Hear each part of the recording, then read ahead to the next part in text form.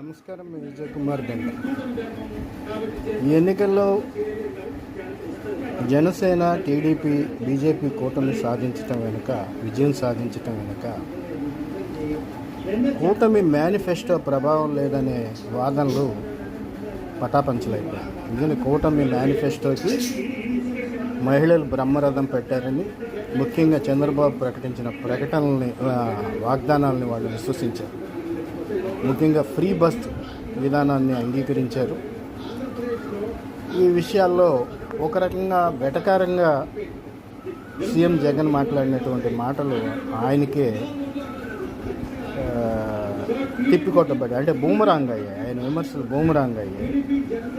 ఏదేమైనప్పటికీ మహాకూటమి మేనిఫెస్టో కూడా కూటమి ఘన విజయానికి ఒక కారణంగా భావించాలి. మరి ఉచిత స్త్రీ బస్ సౌకర్యం ఎప్పుడు అమలు పరుస్తారో